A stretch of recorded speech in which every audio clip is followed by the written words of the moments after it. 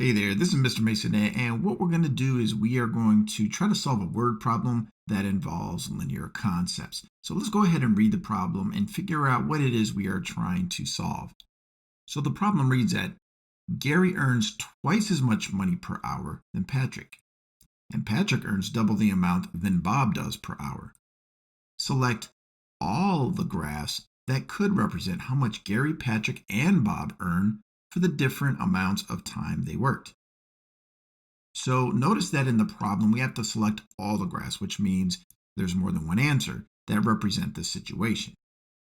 So what we know for sure is that Gary earns double Patrick and Patrick earns double Bob.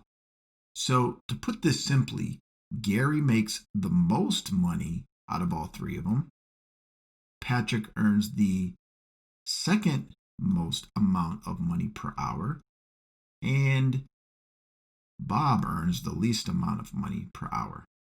So when we're examining these graphs, we have to make sure we're choosing graphs where this situation is true, where Gary is making the most and Bob is making the least. Now, notice that none of these graphs have any numbers marked on their axes whatsoever. So what we're going to do is we're going to start with this realization. When you're comparing like how much someone makes per hour or like one worker compared to another worker, we usually do this in terms of how much they make per hour. For example, let's say one worker made $10 per hour. All right. Now, by the word per, we mean for 1 hour. Now, let's say another worker makes double that amount. We would say they make $20 per hour. But what we should understand is when we are comparing wages, we understand that the amount of time we're comparing is exactly the same. So when we're comparing, the thing that's different is the amount of money during that same amount of time. So let's start by taking this graph for choice A and picking any random point on the x-axis where we see time. So I'm just going to make a mark right here. Now what I'm going to do is from that mark, I am going to draw a straight line going upwards, going through those three lines. Now, here's what we can do. Where each one of these lines intersect this line we drew, we are going to make a point. Now, although we do not have any numbers marked on the x or the y-axis, so we can't determine the coordinates of these points, what we can say is that for each one of these random points that we selected, that the time is exactly the same. So if I were to find the coordinates of this point, and this point, and this point, the value on the x-axis where we have time would be the same. Now what we can do though is notice that all of the values on the y-axis, which is money, are different. Now what we can see here is that Bob earns the least amount of money, Patrick earns the second least amount, and Gary earns the most amount of money. Now in the problem it says that Gary earns twice as much as Patrick. All right, what I'm going to do to check to see if Gary does earn twice as much as Patrick in this situation is I'm going to draw a box from the bottom of this x-axis right here, going up to where Gary is. And then what I'm going to do is I am going to do the same thing for Patrick. I'm going to draw a box like so. All right, now let's take these boxes that we drew and compare them side by side with all of that clutter. And we can see the box that we drew for Gary does look approximately twice as tall as the one we drew from Patrick, so that would make sense.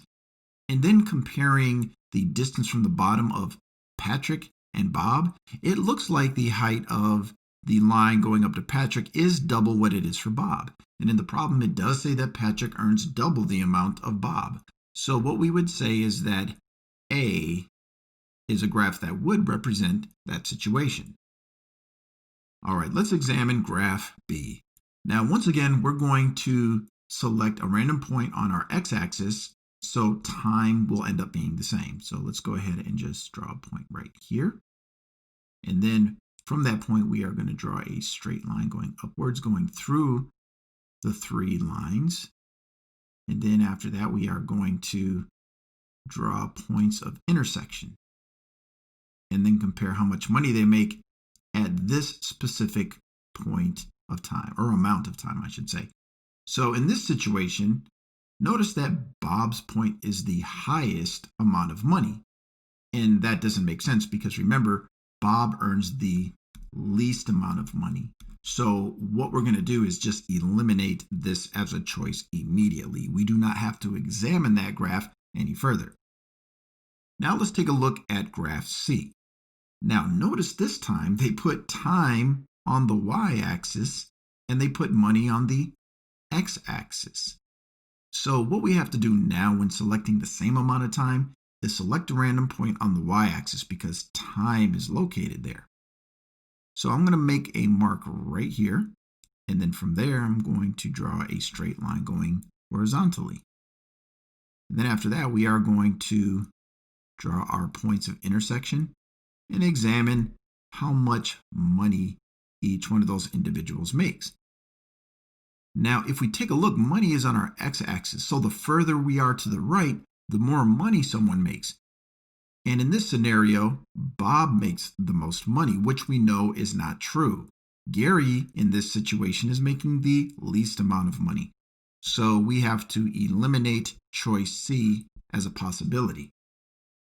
Now for graph D, notice that time is on the y-axis. So what we're going to do is select a point of time on the y-axis, and then we are going to draw a horizontal line intersecting the three lines. And then we're going to draw our points of intersection. Now, in this scenario, Gary does make the most money. Patrick makes somewhere in the middle of Bob and Gary, and Bob earns the least amount of money. But does Patrick make twice Bob and does Gary make twice Patrick? Well, if we look at the distance at the beginning of this line to Bob, it does look like we would have to double that to get to Patrick, so that checks out. Now, if we look at the distance from the beginning to Patrick, and then from Patrick to Gary, it does look like Gary makes twice the amount of Patrick.